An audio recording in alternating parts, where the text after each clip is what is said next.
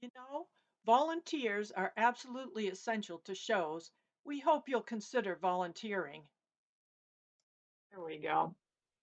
Well, another thing that affects all shows is volunteers. And I know that as a member of the Georgia affiliate for Western Dressage Association of Georgia, you've worked on that. What can you talk to us about that, Dana?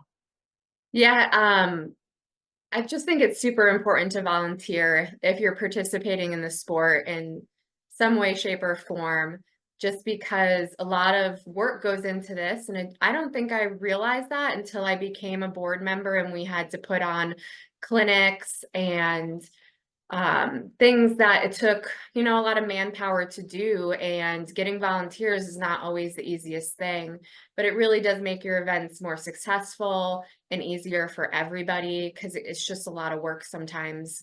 And also to, we were successful with Georgia's affiliate because we tacked on to um, classical dressage horse shows and added Western classes in that way. But I don't think we would be successful hosting our own horse show because I'm not sure that we would get the volunteers that we would need to run it. Well, one thing we maybe should say is some of these positions, you can learn so much about it if you take the time to give a day to a horse show. Let's say that you don't go to the horse show with your horse, but you give your day by going to the horse show and working. Mhm. If they train you to be a steward, you learn the time schedule, you learn the rules, you learn how to bit check. Um, you work on learning what things are legal and what things aren't legal. That's a phenomenal amount of information that a volunteer comes away with about how the show works, what happens. If you're good with calculations, you can offer to calculate the tests for them, Mhm. which you don't get to watch the horse show so much, but you get to I'm nosy. I read all the tests while I'm calculating them. Oh, 6 5 unsteady connection. Like you begin to understand the Mhm. number that was given in the comment. Um, so you're exposed to the tests, you're exposed to the manager, you see how the time frames go. The people that scribe for us, you need to be able to have you do need a really good memory, and, it can't be the thing where, "Oh, I have arthritis in my hands," because you 'cause you're gonna have to write longhand, and you have to have a good memory and write longhand. But if you're somebody that takes good notes, you'd be an excellent scribe.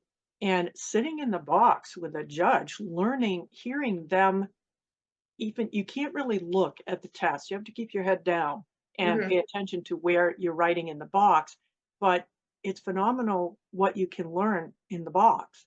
And the people that do running, which is those are the people that take the tests from the judge to the scorers, they get to hang around the judge's box.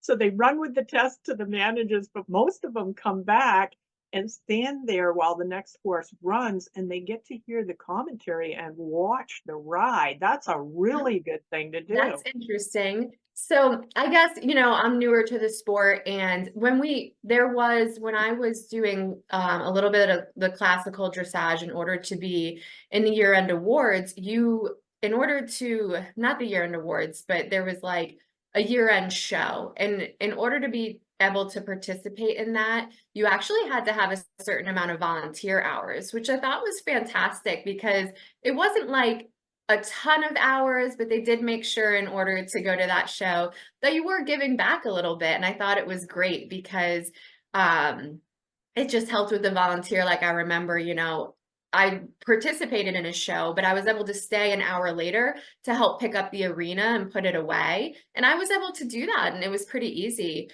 So even in that sense of helping like shut down the horse show and get everything away, I thought that was a really good idea.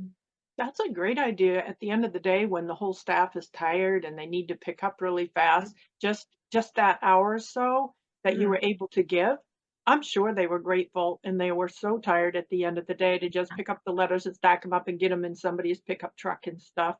Yeah. Um, that's a big deal, and if people are willing to do that, we'll be able to go on Mhm. with live horse shows. Yeah. And the Western dressage community is really encouraging and really helpful to other people. And, we're hoping to have more shows, but those more shows rely on people's willingness to figure out how to help out. And a lot of times it's not a whole day that you have to volunteer. Like, for example, let's say that you maybe had some intro tests Mhm. and your horse was okay in the trailer and it stands in the trailer or you have a stall or whatever. And so your tests are all in the morning. And if you could offer to the horse show, look, it's not hot, it's not bad weather. I can be here for the rest of the day. Mhm. And so in the afternoon, when you're all done, you showed your intro test, and then you could scribe for them, Mhm. run for them, do what you Mhm. did, help take down the ring, anything. Yeah, Uh, and I've done that before because I'm in basic now, but I was in intro, and I did that when I got done showing. I said, "What can I do to volunteer?" And they were like, "Oh, you can be a runner." So I ran the test for the rest of the day. It was good for my horse. My horses are young, and it was good for them to just be there and relax after the show. right. It was a good experience for them too. So I was like, "That's fantastic." I just want to touch base on, so what are all the opportunities for volunteering? Because I know that you can be a runner, which is running the tests from the judge to the horse show office. Hmm. There's also scribing, which I do want to know more about that. If I wanted to be a scribe, do I have to go somewhere to learn a little bit of the verbiage needed or the shorthand, I guess? It is a good thing to do. There Mhm. are, USDF runs some scribing clinics here and there. If you're trying to do that for WD, a lot of times we don't have very formal programs set up yet, but there are lists of verbiage which you can get from judges, you can get from a manager to help you with your shorthand. What we usually tell people is that for level 2 through 5, which are more complicated levels, we're hoping to get people that have done at least some scribing before. Mhm. If Even if you've never done any scribing, but you're a horse person, so maybe like you haven't actually scribed, but you've ridden some and you're a Mhm. horse person, you pretty much know all the, you know how to spell bridle and horse and pole, you know that pole is Poll, is not going to be Pole. Bridle, it's not Dal, it's going to be Tle. So you're a horse person, you're probably going to know how to spell all the words because they're horse terms. If you have good handwriting, if you have a good memory, and if you take good notes, you're a very likely candidate for us. Mhm. If you have no experience and you want to volunteer, you can do things like say to the manager, is there a judge that I could call up that would help me a little bit ahead of time? Um, and you practice, they dictate to you and you practice a little bit. I got to tell you though that I sit down at horse shows probably 75% of the time at the low levels the scribes never scribed before. Mhm. And I get lucky, a lot of them are excellent. And what you want to do if you have never scribed before is you need to be at the horse show, whichever one you're assigned at, whenever it is that your ring is supposed to start, like 8 o'clock, you need to be there 45 minutes ahead, way early. You're Mhm. hoping that your judge comes to the grounds early. Licensed officials are supposed to be there 30 minutes early, and you Mhm. want to look for them. If you have no experience, you want to say, "Hey, I'm Dana Roberts. You're Ida Norris. You're my judge for today. I've never scribed. What you Okay, so let them found?" know that you have never Yes. scribed. Okay. Yes, because what I would do then is I would take you right to the box as soon as possible. I would say, "Hey, excuse me," to the manager. I'd say, "Hello, good morning, blah, blah," say hi to the steward, and I'd get you right to the box. And I Yeah. would sit down, and most judges have a spiel that Mhm. they teach the scribe with. They say, "I want you to do this, I want you to do this, I want you to do this, and in this order." And they try to give you a tutorial right before. Now, I'm really thorough with scribes and I really want to train them. I'm not casual about it. Mhm. And so that spiel for me takes about 15 minutes. I'm going to really try to train you before you start. Some judges are super confident and they're very casual about this and they're like, don't worry about it, just start. It makes me nervous. I don't really like that very well. I think it would make me nervous too if it was my first time doing it. I mean, they get away with it, they're really good at it, they must Yeah, have nerves of steel, I don't know, it's not my style.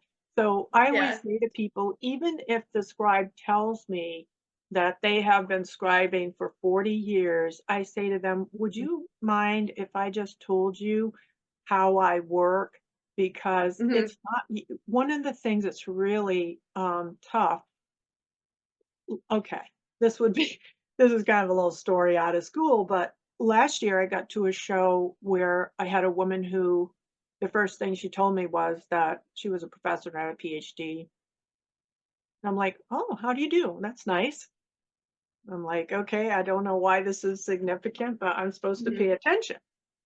What it had to do with is the woman's used to running her own classroom, and she wasn't good at taking direction. mhm, And so when I sat down to talk to her, her attitude was, "I've done this forever, and I know my job better than you do." mhm, That was a problem, and I just was very, very careful with her, and what I said to her was, "Please, I'm a little bit unique. I know you've really scribed a lot, and I'm very respectful of your, education and your experience. mhm, But I am very unique, and there are a couple things that are very unique to me, which I tell people, and that is that if they ask me for a score while I'm looking at you writing, when they ask me, my brain goes, I listened, I didn't watch, and I don't actually see that. And mhm, it's not like I can think about it afterwards or come up with it. I don't know why that is. I was the kid that could not play the radio and do my homework. mhm, So I tell them this. I if I dictate to you a score, if you have anything at all written down 10 years from now, if it says unsteady connection and losing impulsion, that's a 6-0. I know it. mhm, It could be a long time from now. I know from what I said what the score is. So if you can get that, we'll be all set. And I tell them I'll help them down through the boxes. This is box 4, this is box 5, this is the comment for box 6. And I give them a list of, contractions or, abbreviations that I want them to use. But the last thing is the people that are willing to do this, but you can't read their handwriting, and mhm, that's a nightmare for us and for the competitor because all this effort is lost, and I'm sometimes sitting there going, "I just dictated that to you, and I have no idea what that is. I can't read mhm, that." And if I can't read it and I just dictated it, the person receiving the test is just out of luck. mhm, And it's really hard because these people are volunteering, so you do not want to criticize them. mhm, But the reality is please volunteer for something that you can do well for us because we don't want to waste your energy and your time. We want to utilize your time in the best way for everyone. And the mhm. competitors are so, so disappointed if they get a paper that's written all over and they can't read it. I can't read. Yeah, I And hear then that. they bring it back to me and they go, "You said this." And I'm looking at it going, "I don't know what that says. I can't read it." Yeah, yeah. And I don't want to nag somebody. I mean, I know last year I had a woman whose handwriting was atrocious. Mhm, And I said to her, "Please, I can't read that," mhm, at least 4 times in the morning. And I mhm, finally just said to her, "I will cut my comments down, and I will cut them down, and I will cut them down until you write slow enough for them to read, because if they can only read 1 comment that they can read, that's better than 5 comments that they can't read anyway. So how slow do you need me to talk? And how mhm, little do you need me to talk?"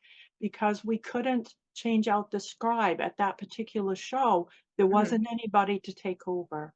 Yeah, A lot of times there is someone else that you if the person is having trouble or they get tired or their hand gets crampy or whatever, we have someone else that can take over mhm. and another volunteer will take over and that's really kind if they can. But this Yeah. particular show, there wasn't anyone to take over. Yeah, sometimes they're right up to the last minute. I know they can be looking for more volunteers, but also too, you can be, at the, gates, Yes. too. Is They that another way that you could volunteer? Yes, you can be well, and, what they call a steward, ring steward. Mhm. So and sometimes there's one ring steward and sometimes there's several, and it kinda depends on how big the show is and where the warm-up areas are. The warm-up steward is a person who has a clipboard and has a list of competitors and their times, and they're looking for those competitors to come into the warm-up area, and they're checking them off, and they're trying to help remind them to get to the ring on time. Mhm. And then when they come out, they may also be partially responsible for checking the tack. And that kind of depends on the management, whether the management has decided that this is part of their job or not. And it, Okay. and if that is, if that's part of their job, you will receive some training about what they want you to do Okay. about that. You know, they help you with that. Mhm. So they're kind of that's a person who's kind of the timekeeper. They're kind of watching who's in the warm up, get Mhm. people to. I will say that's about the ring stewards is that in many respects we try to look for an experienced horse person a little bit Okay. because they have a lot of responsibilities going on. They're in charge of the time. They're trying to get people sorted to the ring on time. They Mhm. might notice illegal tack or illegal Mhm. equipment. Um, they're looking out for horse welfare. They are, Mhm. if they see something that they think is cruel, they're reporting it to a steward or to a judge. So they do have a lot more responsibilities, and we're looking for experienced horse people, we hope, in those positions. But you can be Gotcha. trained for those Yeah. positions. So I'm guessing to do that, you have to be a little bit outgoing and maybe have a loud voice that people can hear you because you'll be trying to track people down, correct? Mhm. Yeah, I don't want a shrinking violet in that position. Yeah. Yeah. A a really good story is when I first became an S dressage judge, I had a chance to go, to Florida, and, I was judging, and Mark was just my boyfriend then, my husband now was just my boyfriend, he wanted to go with me to Mhm. Florida, but I'm like, "Well, I'm gonna judge, I'm gonna be busy," and Mhm. so we went to the horse show, and we said, "Hey, this is my husband, my boyfriend Mark, and he's gotta be here all day, do you wanna give him a job?" Mhm.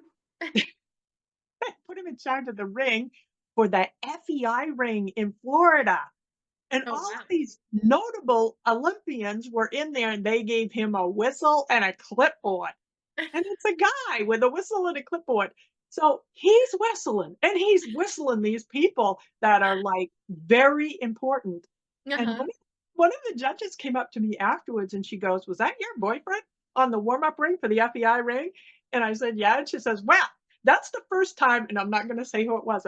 "That's the first time so and so was ever on time to the ring. Good job to your boyfriend." That's amazing because he doesn't know any better, and he's just like, like, Get your butt in there everybody's or the you're same out. here. I don't care who you are. Get in the ring. Yes, I don't reckon. If you like the information we provided today, don't forget, subscribe, like, and share. Also, check out IdaNorrisDressage.com and Ida Norris Western Dressage on Facebook.